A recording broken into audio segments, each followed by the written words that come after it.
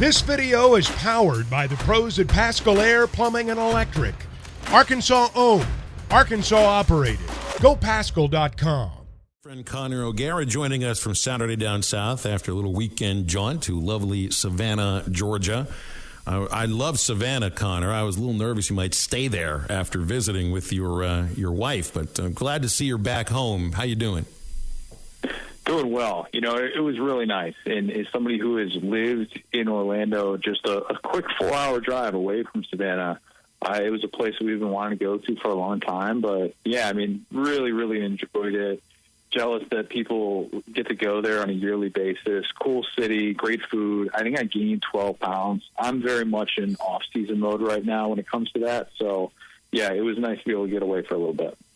That's have you been to Jekyll Island down there, that golf club? I'm trying to think, is that even close to Savannah right there? Are you a golfer? You know, I haven't, and I know that I'm going to lose some points by saying this. I haven't gone on any sort of golfing trip like that. I know Hilton Head is kind of that's South Carolina right there. Area. Yeah. I need to though. I didn't seek out any golfing opportunities, but you know, I know the golfing in that area is supposed to be fantastic. Yeah, you either want to or not. But there's the food though was just absolutely amazing. What's the best thing you ate? So Mrs. Wilkes is like world renowned. I mean, I had the best fried chicken of my life. Best fried chicken, no questions asked. I had the best cornbread I've had in my entire life. Also at Mrs. Wilkes, like family style for anybody that's been there before. The way that they put like 20 different foods on a table. You sit there with like 8 other people and you just pass it around. And it's all cash, like you pay at the end. It is unbelievable Southern dining at its finest.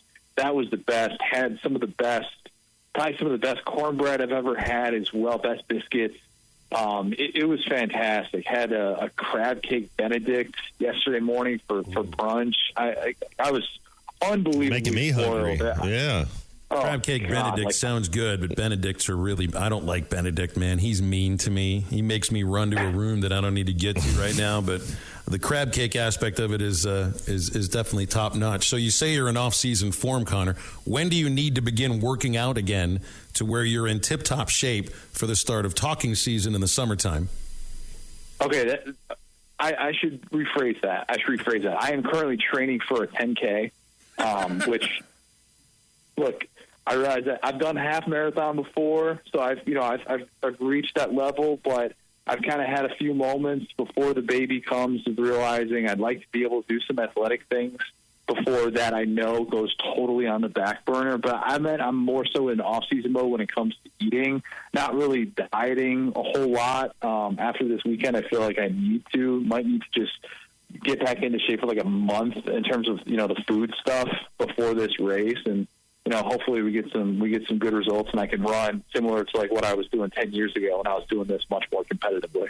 Yeah, well, running like 7 miles ought to build your appetite up to where you can just eat out just about anything anyway. So I think you're doing just fine. So Alabama's got their coordinators now. Kevin, the rumor, it's not the rumors. Apparently they're going to be hiring Kevin Steele.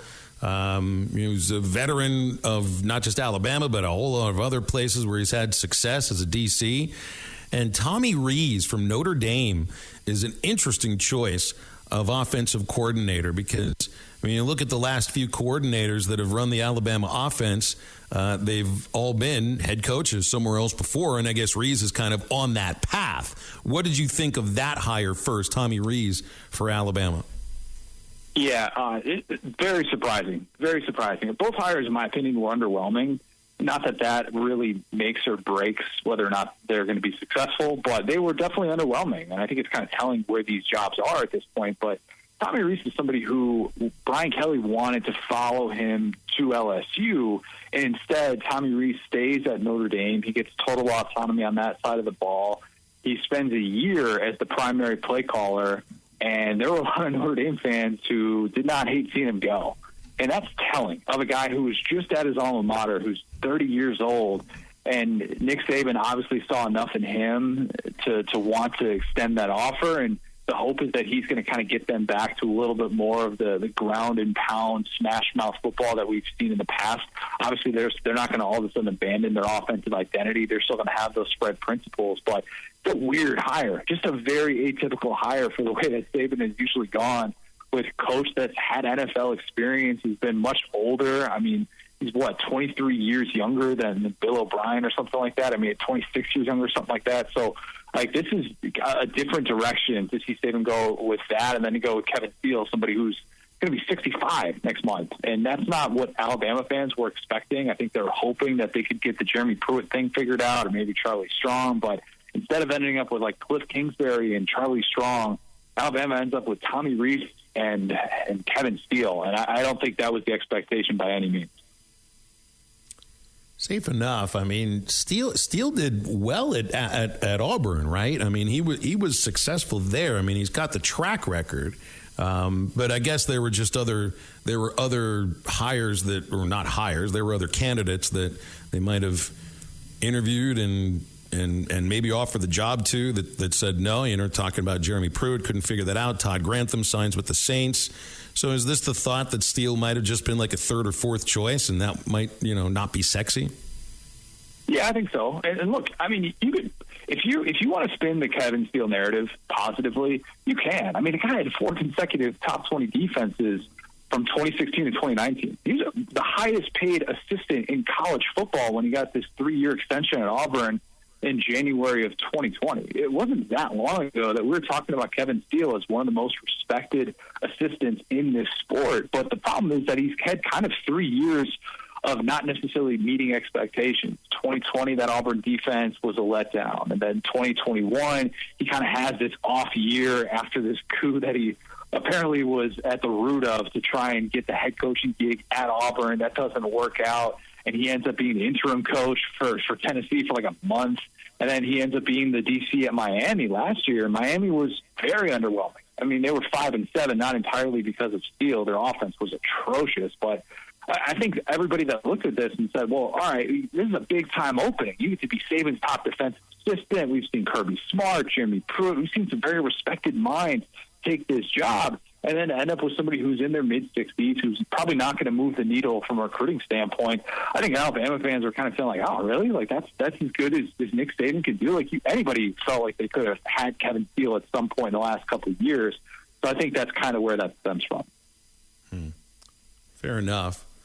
Do you see this story in The Athletic about Jaden Rasheda's contract at the Gator Collective, which obviously is not making that money? It was just a little bit jarring to look at those dollar figures, and I did not believe or didn't want to believe that a high schooler had signed a contract that was worth $13.5 million over 4 years.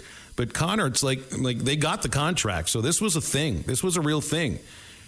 Like, so Kenny Pickett's contract was worth $14 million for 4 years as a first-round NFL pick. These things don't compute.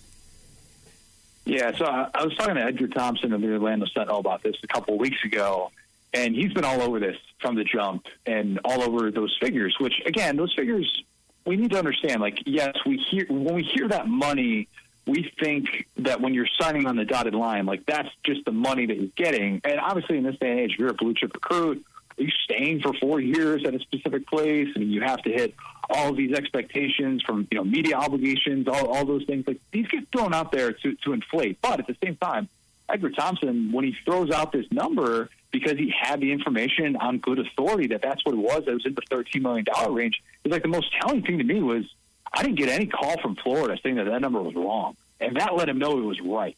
And when you get that, okay, there was more here than probably what the average person wanted to think.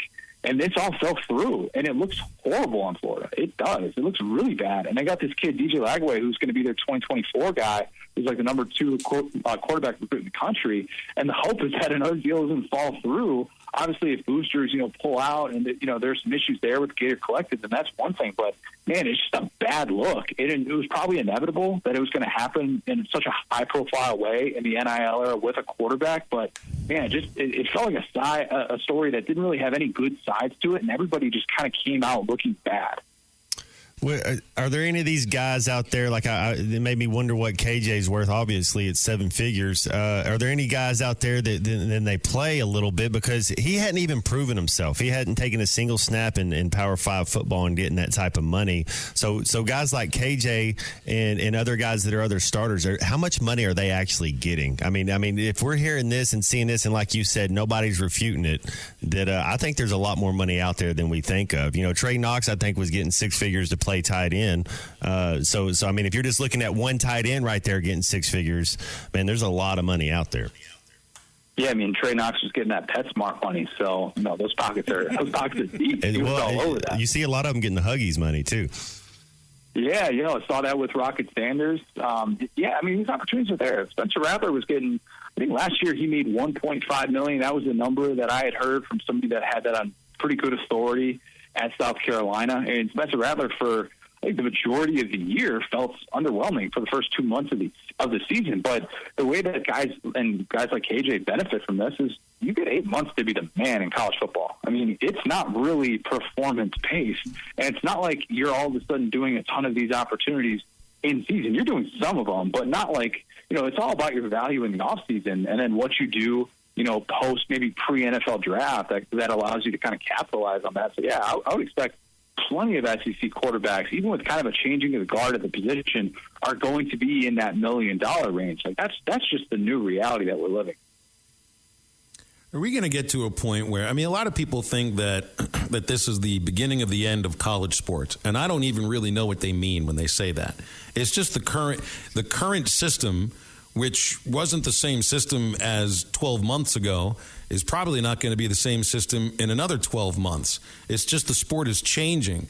There's money there, though. That's the thing. People act like there's not enough money to sustain players being paid this much, whether it ends up being paid by a school or whether it's paid by collectives or sponsors. Like, the way I look at it here, Connor, is there were enough donations from, small donations or large donations made to collectives to sustain them for right now, and they keep growing. There is enough money from major networks to continue to pour larger dollar figures into the next contract and so on and so forth. The money is there. So I don't necessarily see where the sky is falling for college sports. It's just and some people say it leads to less parity. And I also kind of wonder, it's like, where's the parity been to begin with anyway? Yeah, I mean, the rich are going to continue to get richer. I agree with you. And there's going to be market correction with this to a certain extent, of people that felt like, I didn't really get the return on investment that I was looking for. But we're not dealing with people who are working typical 9-to-5s, making their $50,000 a year, who don't feel like, this isn't like declining ticket prices, that we talk about, or declining attendance in college football. It's a little bit different because we're dealing with people who are donating to this who have that money as disposable income. And if the market continues to dictate that these opportunities are going to be there, that's not going anywhere. And the way this is changing now with the TV contract that's going to kick in the latter half of the decade, and the way that this is going to be with the expanded playoff, is that these athletic directors don't have to go to their boosters saying, hey, cover this, this, this. They've got TV money to cover up for all these new facilities and all these upgrades that they can do. And that's really the benefit of that. And then these boosters and these collectives can focus on paying those who are in need of these NIL deals. And you know what? That's reality in college football in the 2020s. And I think if you're expecting the sky to fall, I think you're just looking at this all wrong. The sport is changing rapidly, but it doesn't necessarily mean that it's falling apart at this point. Connor, I do want to ask you a Super Bowl question. Who do you got and why? I'm going Kansas City by 11. Oh, by 11. Oh, that's a lot, man. That's a lot. And, I'm going KC as well. I'll go KC by like 3, though. I think it ends up being a close game. I find myself rooting for Jalen Hurts just because I love the story, love the mindset. But, yeah, no, I'd go KC. You can't bet against Mahomes at this stage, like especially if he gets a couple weeks to get his ankle healthy. I think the winners are going to be the Kelce's, though. That I know. That's pretty cool, right? Yeah. heartbroken at the same time. It's like, I heard somebody like, well, the parents are going to be happy either way. Well, either way, they're going to feel bad for the son who lost. They both already got one. Yeah. So that's glass half empty. No, you need to have glass half full. They already got the one. Like you said, Matt, they already got one. They're good. Just the one's going to win, and that's all that matters. I look at it too in the NFC. I just don't think as good as the AFC, but Philly's great. I mean, they're a good team. But you look at, they played the Giants, who had no business being in the playoffs, and then they played San Francisco with a 4-string quarterback. So you look at it, they hadn't played anybody in 2 months. I mean, they kind of limped into the finish line, and I know they're playoff games. You got to play who's around you, who's in the schedule. But Kansas City, man, they've still been fighting and going. I just think they might have, and Andy Reid's going to want to put it to Philadelphia. No, I can't disagree with any of that. And then I feel you feel dumb anytime you bet against Mahomes, and he's probably going to make a whole lot of people feel dumb. I just find myself always rooting for a close game in these circumstances, and just don't give us another 65-7 type we got in the national championship. Hey, Connor, we're like less than a month away from spring football and really beginning. Give me a couple of storylines that you're interested to follow when spring ball does start. Bama's quarterback battle, Georgia's quarterback battle are fascinating just because could start off as top 3, top 4 teams. Georgia obviously trying to become the first team to three-peat 1936 Minnesota. Who could forget? I think those are fascinating for me. How about Hugh Freeze taking over at Auburn, at a place that is just so desperate for relevance right now? I think him kind of having a quiet offseason and Auburn feeling like they're actually building something. Will they go out and get a QB from the portal? Will they develop Robbie Ashford, try and turn him into the next Malik Willis under Hugh Freeze is fascinating. I think there's a lot of things like that. And then, what does it look like for all these teams with new coordinators? There's potentially 11 of 14 SEC quarterbacks are going to have new offensive play callers. Obviously, one in Arkansas as well, working now with Dan Enos. I think that there are a lot of different storylines to look at, and maybe we're going to have some more transfer portal movement. I'll be glued to the ground trying to figure out what exactly to make of these teams post-spring. But yeah, a month away, can't come soon enough. BetOnline remains your number one source for all your sports betting this season. Everything from the NFL and bowl season to esports. You'll find the latest odds, team matchup info, player news, and game trends at BetOnline. BetOnline features live betting, free contests, and live scores for almost any sport or game imaginable. We're the fastest and easiest way to bet on all your favorite leagues and events. Head to betonline.ag to join and receive a 50% welcome bonus on your first deposit. Make sure to use the promo code BELIEVE to receive your rewards. That's BLEAV. BetOnline, where the game starts.